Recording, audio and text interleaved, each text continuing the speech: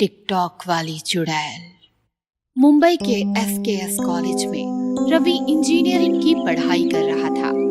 रवि के सारे दोस्त टिकटॉक यूज करते थे, इसीलिए उन्हें देखकर रवि ने भी टिकटॉक पर अपना अकाउंट बना लिया।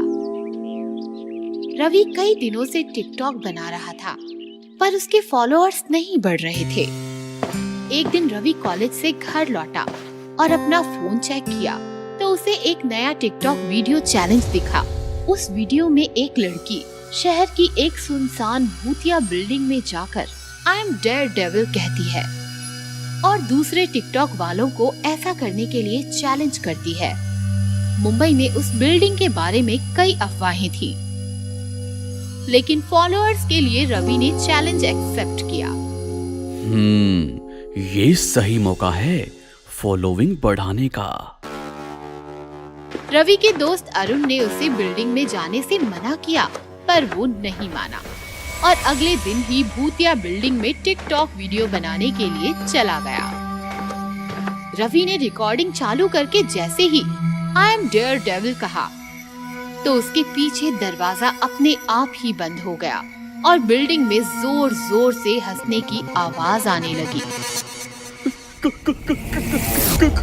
कौन है भाई? मजाक मत करो यार, जो भी हो सामने आ जाओ। तभी उसके सामने एक भयानक चुड़ैल आ जाती है और मोबाइल पर रवि की रिकॉर्डिंग करने लगती है।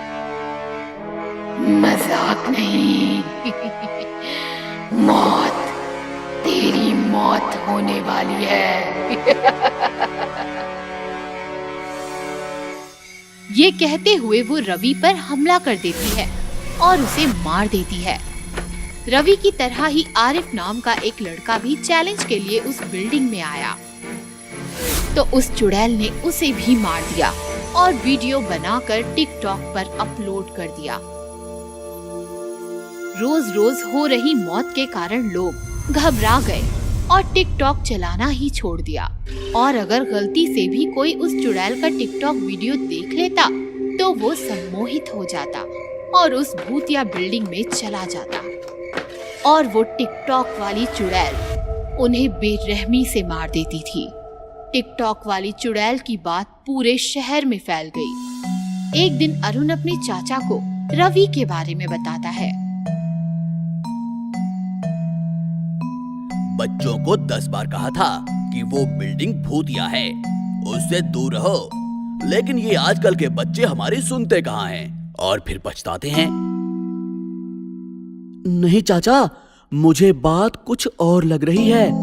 अगर उस बिल्डिंग में चुड़ैल है तो इस चैलेंज वाली लड़की को उसने क्यों नहीं कुछ किया? बात तो तुम सही कह रहे हो, लेकिन इसका जवाब तो ये लड़की ही दे सकती है। फिर सब लोग मिलकर पुलिस स्टेशन जाते हैं और चैलेंज वाली लड़की के बारे में पूछताछ करते हैं। कुछ देर फाइल्स देखने के बाद पुलिस कुछ महीनों पहले ही इसकी रिपोर्ट दर्ज हुई है। इसका नाम श्रुति है और ये 2 महीनों से लापता है। लेकिन फिर उसने ये वीडियो कैसे और क्यों बनाया? मामला कुछ गंभीर लगता है।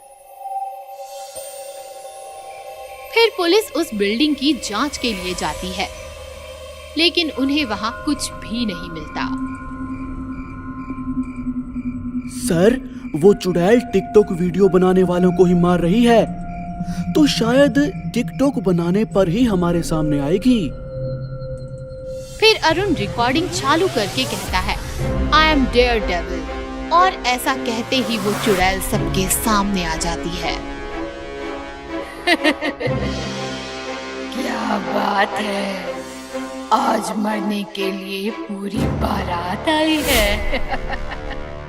कोई बात नहीं, मैं तुम्हारी विदाई भी अच्छे से करूंगी।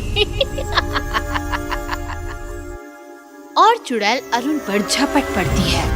तभी पुलिस इंस्पेक्टर अपने गले का तावीज चुड़ैल के गले में डाल देता है, जिससे चुड़ैल तड़पने लगती है। बता, तू लोगों को क्यों मार रही है? बता, नहीं तो तुझे ताबीज से अभी जला दूंगा। मैं अपना बदला पूरा कर रही हूँ, अपनी मौत का बदला।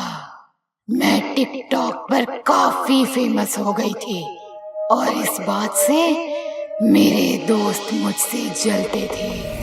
एक दिन मेरे एक दोस्त ने इस बिल्डिंग में टिकटॉक वीडियो बनाने के लिए मुझे बुलाया और मार दिया। इस टिकटॉक की वजह से मेरी मौत हो गई, इसीलिए जब तक मैं सारे टिकटॉक वालों को नहीं मार देती मेरी आत्मा को शांति नहीं मिलेगी। ये कहते हुए चुड़ैल ताबीज को तोड़ के फेंक देती है और इंस्पेक्टर को गले से पकड़ हवा में उड़ा देती है। चुड़ैल इंस्पेक्टर को मारने ही वाली होती है कि तभी अरुण के चाचा श्रुति यानी चुड़ैल के माता पिता को लेकर वहाँ आ जाते हैं। रुक जाओ बेटी, इन्हें छोड़ दो, इसमें इनकी कोई गलती नहीं, छोड़ दो इन्हें। अपने माता पिता को देखकर चुड़ैल शांत हो जाती है और रोने लगती है। मैं इंस्पेक्टर हूँ, मैं तुम्हें इंसाफ दिलाऊंगा, बस तुम लोगों को मारना बंद कर दो। किसी एक की गलती की सजा सबको देना बदला नहीं होता।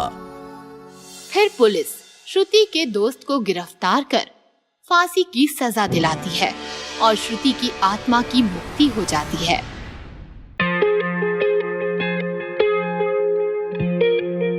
रात का समय था। रोहित मोबाइल पर पबजी खेल रहा था। चल कवर दे कवर दे कवर दे कवर दे, यस यस शाबाश। रोहित की मम्मी आती है। क्या हर वक्त पबजी पबजी पबजी, खाना भी नहीं खाता। यह सेब और छुरी छोड़ के जा रही हूँ, काट कर खा लेना। मम्मी चली जाती है। रोहित पबजी में ही लगा था कि अचानक गेम ऑफ हो जाता है। ये क्या, अभी तो ठीक चल रहा था। ओह गॉड, अब मैं क्या करूं? तभी टीवी पर पीएम की मन की बात चलती है। मेरे प्यारे देशवासियों, आज रात से बल्कि अभी से हम पबजी गेम समेत 118 चीनी ऐप्स पर रोक लगा रहे हैं। हिंदुस्तान में पबजी को बैन किया जाता है। यह सुनकर रोहित एकदम बौखला जाता है। पबजी बैन हो गया, अब मैं कैसे जीऊंगा? अब तो मर जाना ही बेहतर है। ये मेरे हाथ क्यों कांप रहे हैं? छुरी कहाँ है? छुरी कहाँ है? छुरी। रोहित सेब की प्लेट में रखी छुरी उठाता है और अपने हाथ की नस काटकर आत्महत्या करता है। यह हाल सिर्फ रोहित का ही नहीं था। पबजी बैन की खबर सुनकर देश के सैकड़ों नौजवानों की यही हालत हुई थी। किसी ने फांसी लगा ली तो कोई छत से कूद पड़ा। कहते हैं कि कोई आत्महत्या कर लेता है तो उसकी आत्मा को मुक्ति नहीं मिलती, वह बदले की आग में जलती हुई भटकती रहती है। इन लड़कों के साथ भी कुछ ऐसा ही हुआ। रात का समय था, शहर सुनसान था। तभी हाथ में बंदूकें, बम और गोले लेकर कुछ सिपाही सड़कों पर चलते दिखाई दिए।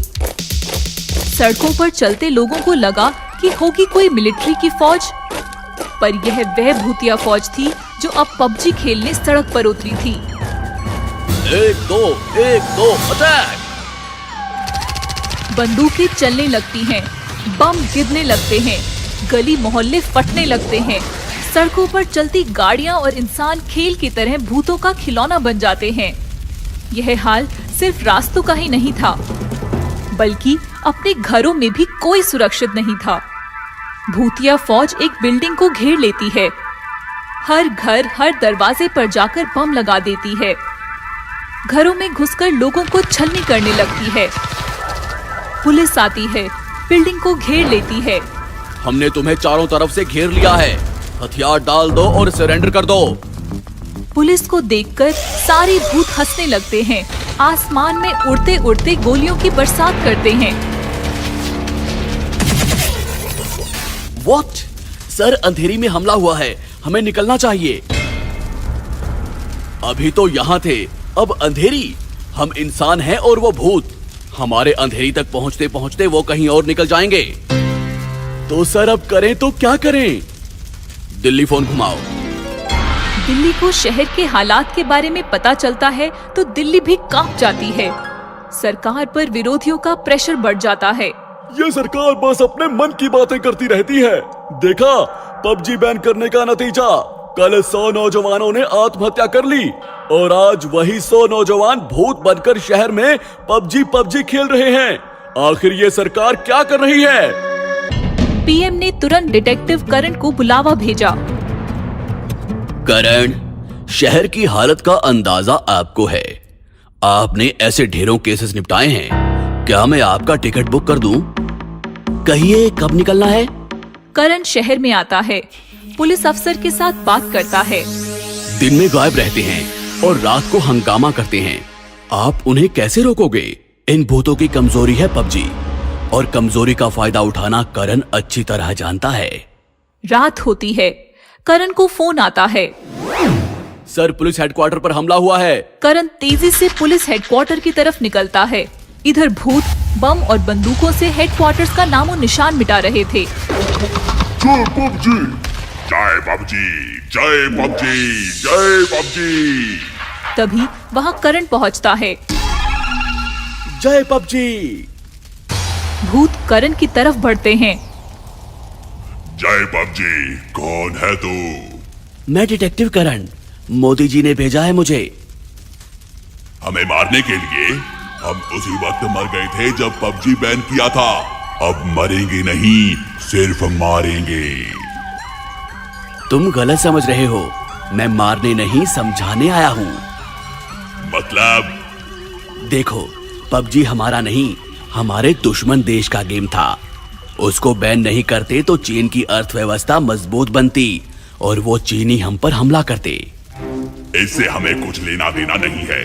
पबजी पर से बैन हटाओ, हम सब चले जाएंगे। ये तो नहीं हो सकता, पर एक काम हो सकता है। क्या? पबजी जैसा ही एक हिंदुस्तानी गेम लॉन्च होने जा रहा है और हम चाहते हैं कि आप सभी भूतों को इस गेम में कैरेक्टर दिया जाए और आप सबको हमेशा हमेशा के लिए अमर किया जाए। क्या आप इस हिंदुस्तानी गेम में इंस्टॉल होने के लिए तैयार हो? सारे भूत कुछ सोच में पड़ जाते हैं और फिर कहते हैं, हाँ, हम तैयार हैं।